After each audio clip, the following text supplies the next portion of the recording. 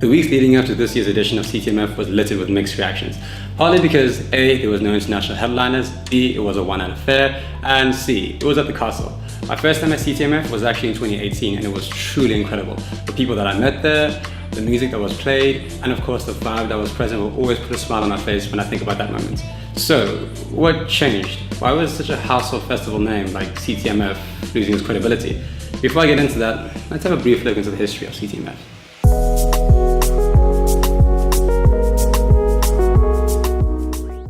Electronic music has been around since the 80s here in South Africa, although a festival that would encapsulate the various sides of electronica was only birthed in 2012. What CTEMF did so well was they would put international pioneers and artists on the same stage as our local darlings at the time. In fact, workshops were also created to educate communities about the ins and outs of our local music industry. Talking about industry, year after year, South Africa's riveting electronica scene would live under the shadow of the global scene. In fact, the beginning of CTEMF wasn't just a festival. It was a celebration of a scene coming of age. It marked the point where electronic music in SA recognized itself and of course was recognized abroad.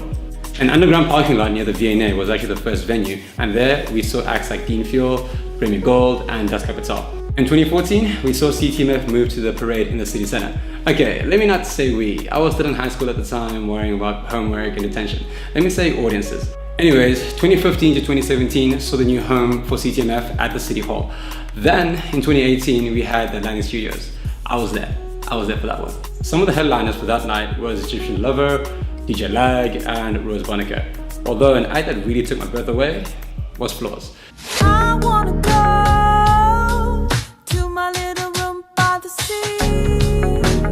Leave me alone. They have this blend between electronica and pop, and it literally launches listeners into this world of colors. I'm very grateful that I was there that night because that was the night I fell in love with CTEMF.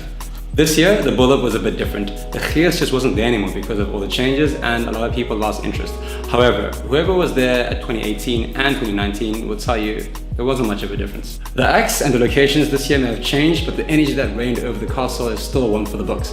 In fact, if someone were to use the word Joel and CTEMF in the same sentence, a part of me would be offended. CTEMF really showed this year that their fest goes way beyond a job. The lineup was cohesive and included names that deserve a spotlight, such as Faka, Muzi, Morena, Sinwa, Three Witches. Yo, I could go on, I could just literally go on. The names on the lineup weren't just local, but it also portrayed the essence of demographically inclusive. Let me say that again. Demographically inclusive. Probably the most welcoming festival I know of. I'd see people that go to Caprice, Observatory Stones, there was Trudy, and other places. I think you get my point. CTEMF acts as a center of contact between people of widely different backgrounds. It's actually tagged as alternative, but what if I told you it isn't? Part of the reason why people tag CTEMF as alternative is because there's such a high level of inclusion that other festivals just can't keep up. Whether or not CTEMF continues to be a one-night spectacle with only local artists, perfectly fine. Event organizers and audiences came out tops that night to make sure the night was a spectacle. The festival is a jewel in our country, and I'd advise anyone to go and grow with the changes, regardless of public opinion. If you want to tell us your CTEMF experiences, please drop a comment below and we'll chat. But also, if you want to find out more about the South African music scene, please subscribe. Thank you for watching.